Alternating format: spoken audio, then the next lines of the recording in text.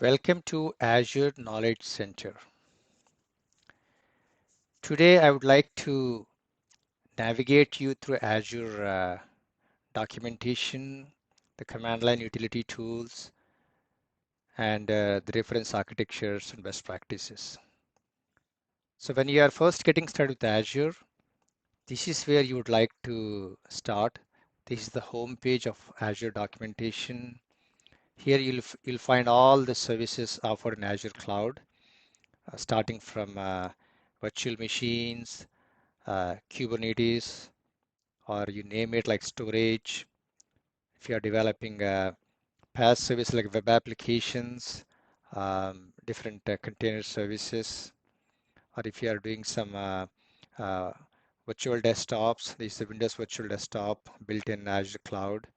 If you're doing containers, Docker containers, CI/CD pipelines using Azure DevOps or GitHub. So this is where you would like to typically start with on the Azure documentation. In addition to the Azure portal, you'll also be dealing with one of the command line utilities based on the environment of your choice. If you're a Mac user, you'll install Mac CLI. If you're Windows, you'll install the Windows CLI and respectively. Then if you are also interested in Azure PowerShell, you'll see that too.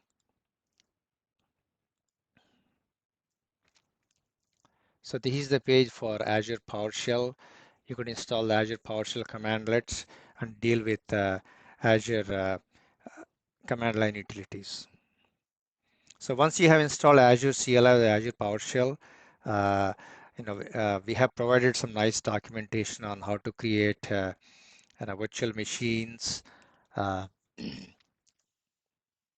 creating a service principal or storage accounts. You'll find excellent documentation out here. Then you'll also see some Azure reference for command line utility.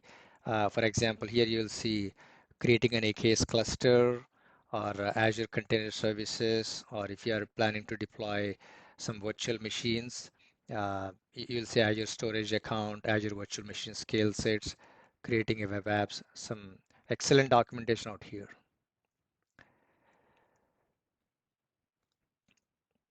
On the same page, you'll also find some reference architectures and best practices. So if you see here, you'll see Azure Architecture Center, which will talk about some reference architectures and best practices. So if you click here, you can filter by the product, which is Azure, and then let's say if you are interested in uh, networking, you'll see how to deploy hub and spoke network topology in Azure or in a vWAN, or if you would like to do, for example, in a compute. This talks about high performance compute or SAP HANA workloads, or ranging from on-premise architecture, uh, CAD, computer-aided design architectures. So you'll see a bunch of them. These are all reference architectures, very well proven and deployed across different customer sites. On the same page, you'll also see some best practices.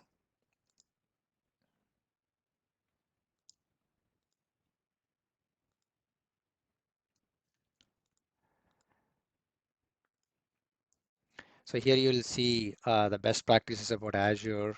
Um,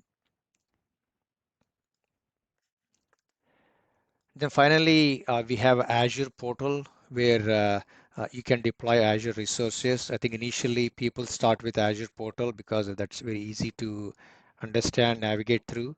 But once you feel comfortable, you'll adopt one of those command line utilities or REST APIs, whether it's in CLI or PowerShell or a REST APIs via Postman.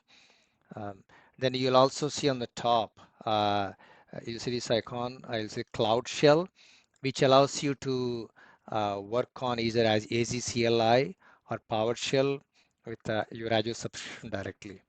From here itself, you can create some virtual machines, or storage accounts or web apps for that matter.